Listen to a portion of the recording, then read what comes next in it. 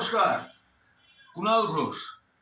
সংবাদ মাধ্যমের বন্ধুদের কাছ থেকে শুনলাম মিঠুন চক্রবর্তী নাকি আমার বিরুদ্ধে একটি মানহানির মামলা করেছেন 100 কোটি টাকার। 100 কোটি টাকার। আমি এখনো কোনো চিঠিপত্র কিছু পাইনি। তো আমার একটি বক্তব্য, যে আমিও জানিয়ে রাখি, আমিও একটি মামলা ওনার বিরুদ্ধে ফাইল করেছি। তো এখন তার নোটিশটা এখনো আমার আইনজীবী অয়ন চক্রবর্তী একটু অসুস্থ, দ্রুত সুস্থ হচ্ছে, ফলে নোটিশটা এখনো পাঠায়নি। মামলা আমিও করেছি। এইবার রইল পরের পার্ট। মিঠুনদা আমার বিরুদ্ধে 100 কোটি টাকার মানহানির মামলা করেছে।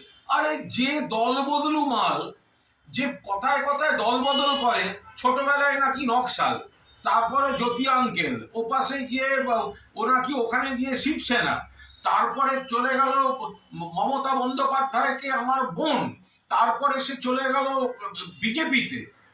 যে ঘন ঘন দল বদল করে, কোন দলে তার মান নেই, তার আবার মানহানির মামলা, ও মামলার ট্যাঙ্কে।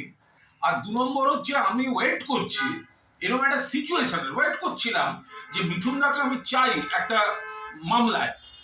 অভিনেতা মিঠুনদা আলাদা, আমার সঙ্গে একসময় দাদা ভাইয়ের সম্পর্ক আলাদা। এখন যে লড়াই, আমি চাইছিলাম ওকে একটা মামলায়, যে কোনো মানহানির মামলায়।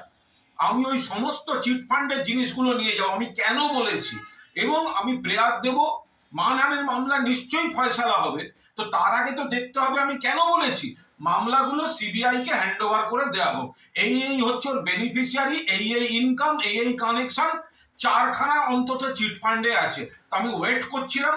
এখন মিঠুন দাই যখন নেমন্তন্ন করে আনছে, বাকিটা মিঠুন চক্রবর্তী, আপনার সঙ্গে আমার কোর্টে দেখা হবে। আর একটা জিনিস মনে রাখবেন, যাকে চিঠি পাঠাচ্ছেন তার নামটা কুণাল ঘোষ, মনে রাখবেন।